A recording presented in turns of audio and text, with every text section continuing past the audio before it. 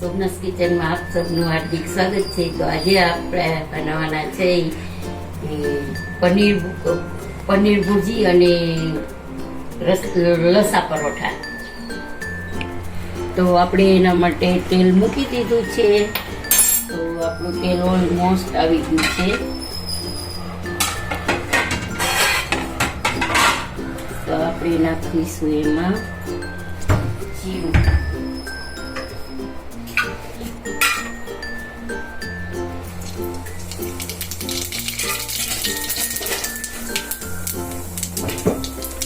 જીરું આવી ગયું છે, થઈ ગયું છે. તો આપણે નાખશું એ, પછી નાખશું આપણે આદુ મરચાં લસણની પેસ્ટ, પછી નાખી દઈશું આપણે ઝીણી ઝીણી સમારેલી ડુંગળી. મેં અહીંયા 3 ડુંગળી સમારી છે ઝીણી ઝીણી, 3 ટમેટા સમાર્યા છે અને 2 મરચાં સુધાર્યા છે ઝીણા ઝીણા. તો પાંચ માણસને થઈ જાય એટલું પનીર ભુજી આપણી બનશે. તો જોઈ શકે છે ગાઈસ, આપણી ડુંગળી એકદમ પિંક થઈ ગઈ છે. પછી આપણે લીલા મરચાં ઝીણા સમારેલા છે એ નાખી દઈશું. પછી આ મેં 3 ટમેટા મોટી સાઈઝના છે, 3 ટમેટા અને 3 ડુંગળી ઝીણી ઝીણી સમારેલી નાખી છે.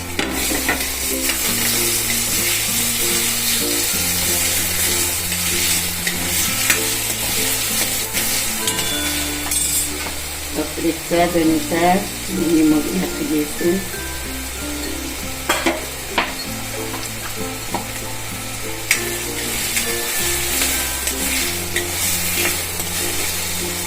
અને એને ધીમી ગેસની ફ્લેમ સ્લો કરી નાખશું. પછી એને ઢાંકી દઈશું. એટલે વરાળ એકદમ ડુંગળી અને ટમેટાની એકદમ ગ્રેવી કરી નાખવાની. પનીર છે એ ખમણી લઉં છું. 200 ગ્રામ પનીર લીધું છે આપણે, તો એ ખમણીને રેડી કરી લઉં છું.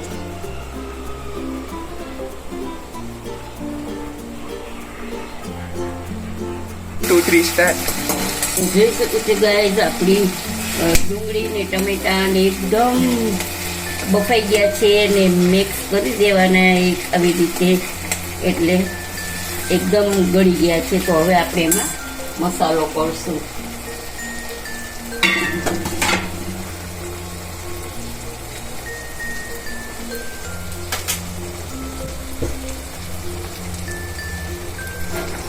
તેમાં નાખશું 1 ચમચી જેટલો ચીલી ફ્લેક્સ છે, એ મેં ઘરે બનાવેલો છે. લાલ મરચું નાખશું, ધાણા જીરું નાખશું, ગરમ મસાલો નાખશું. બધું નાખીને આપણે એકવાર એકદમ ચલાવી લઈશું. તો આપણું ઓઇલ એકદમ છૂટું પડી ગયું છે. પછી આપણે અહીંયા નાખશું થોડુંક પાણી નાખશું, એટલે આપણો મસાલો જે છે ને એ બળે નહીં. એટલે આપણે 1 ચમચા જેટલું પાણી નાખ્યું છે.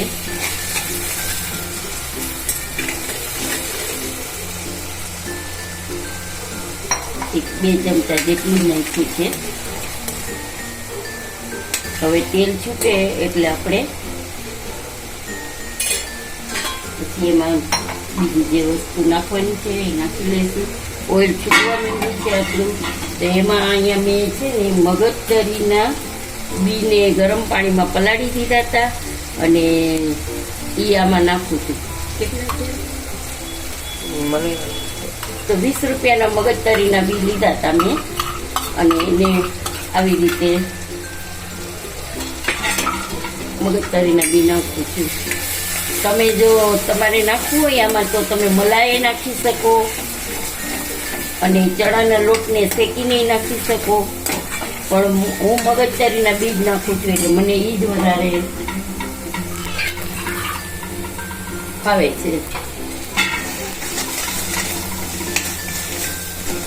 તો જોઈ શકો છો ગાઈસ, આપણું ઓઇલ એકદમ છૂટું પડી ગયું છે. હવે આપણે એમાં નાખશું પનીર. પનીર 200 ગ્રામ જેટલું છે, તો મેં ખમણી દીધું છે બધું.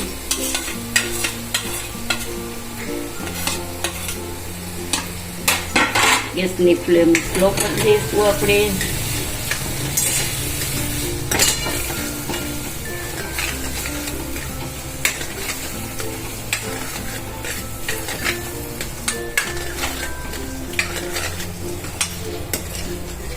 તો મરચું જરા ઓછું લાગે છે, તો આપણે મરચાં પાવડર નાખશું અને ગરમ મસાલો થોડો વધારે નાખશું અને પછી થોડું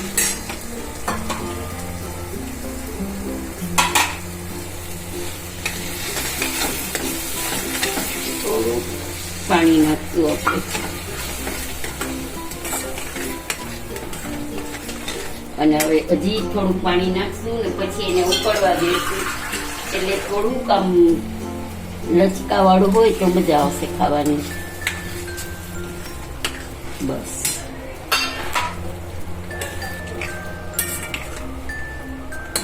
ગેસની ફ્લેમ પાસ કરી દઈશું.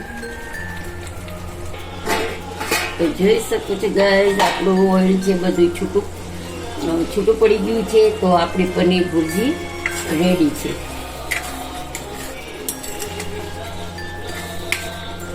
ઓઇલને છોડી દીધું છે. મેં અહીંયા કાંઈ કલર વાળું મરચું કે એવું કાંઈ નાખ્યું નથી. બધું આપણે જ જે રસોડામાં વપરાય છે ને વસ્તુ એ જ નાખી છે. કોઈ જાતનું કાંઈ નથી બહારનું નાખ્યું.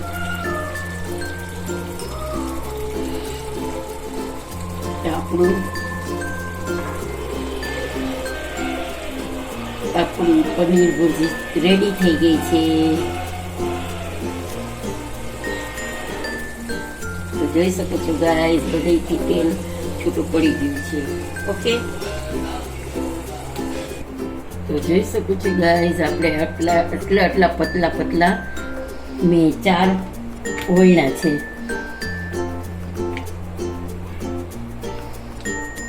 તો એના ઉપર આપણે 4માં આવી રીતે આ સાટો બનાવ્યો છે. મેંદાનો લોટ અને ઘી નાખીને મેં આ લેયર બનાવી છે. તો આપણે આવી રીતે લગાવી દઈશું.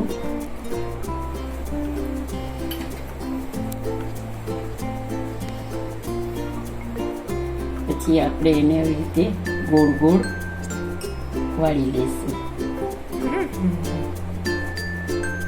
ટાઈટ વાળશું થોડું.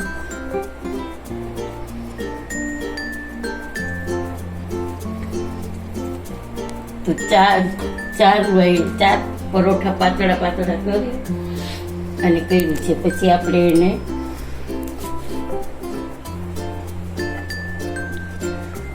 પાછળથી થોડું કાપી નાખશું અને આટલા મોટા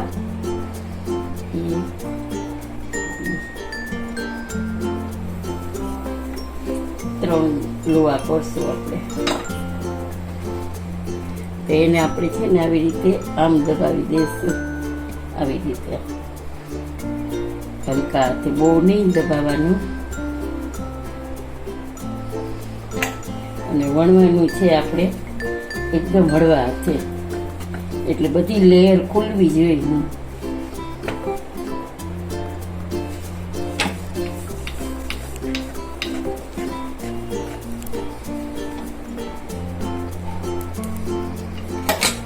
ગેસ આપણે ચાલુ કરી દઈશું અને આની આપણે આમ રાખીએ હાથેથી અને આમ કરીને આમ કરી દઈશું. આવી રીતે આમ ત્રાસી.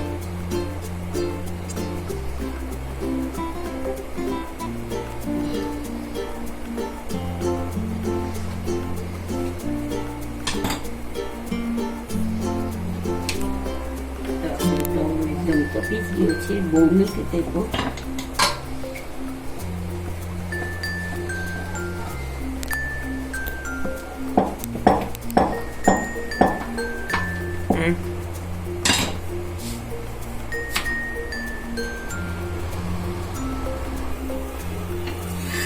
જોઈ શકો છો આપણે ફેરવી લઈશું. આપણે હોટલ જેવા તો નથી કર્યા જાડા. એ લોકો 6-7 લેયર બનાવે એટલે એના ખુલે. પણ આપણે જો લેયર ખુલ્લી છે, બધી લેયર ખુલ્લી છે, જોઈ શકો છો તમે. છે ને અહીંથી બધા પડ ખુલશે, જોઈ શકો છો.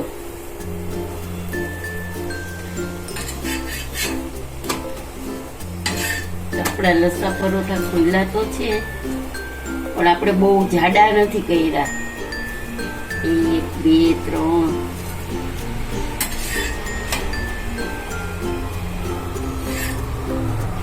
ઉપરથી એ છે, જોઈ શકો છો.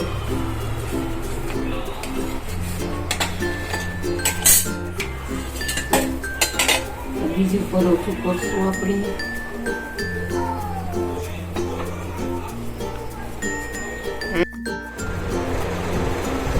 તો ચાલો ગાઈઝ, આજની આપણે પનીર ભુજીની રેસીપી તૈયાર છે. તો અહીંયા ડુંગળી, સલાડમાં ડુંગળી, લીંબુ અને આ છે આપણું પનીર ભુજીનું શાક. તો તમે જોઈ શકો છો કે એકદમ શાક સરસ થયું છે. અને અહીંયા છે પાપડ છે, અને આ છે આપણે લસા પરોઠા છે, અને આ છે ઘરનું જ ખાટું અથાણું જે બનાવ્યું હતું ને આપણે એવું જ બનાવ્યું છે, હોટલ જેવું. તો લસા પરોઠા જોઈ શકો છો તમે ગાઈસ કે આપણા પરોઠાના બધા લસા ખુલી ગયા છે, જોઈ શકો છો. જો બધા ખુલી ગયા છે, ઓલમોસ્ટ ખુલી ગયા. મેં 4 પડવાળા કર્યા છે, એટલે આપણે બહુ જાડા ન થાય પણ મીડિયમ સાઇઝ કર્યા છે. તો આ આપણું તૈયાર થઈ ગઈ છે. આજની રેસીપી કેવી લાગી તે તમે જણાવજો, અને કમેન્ટમાં જણાવીને કહેજો કે કેવી લાગી રેસીપી તમને. અને સબસ્ક્રાઈબ કરજો, લાઈક કરજો અને બેલ બટન પ્રેસ કરજો. અને કમેન્ટમાં જરૂરથી મને જણાવજો, એટલે મને તમારા કમેન્ટની ઇંતજાર હોય છે. તો તમે મને સપોર્ટ કરજો, બતાવજો કે આજની રેસીપી તમને કેવી લાગી. Thank you. જય શ્રી કૃષ્ણ. મારો ફોટો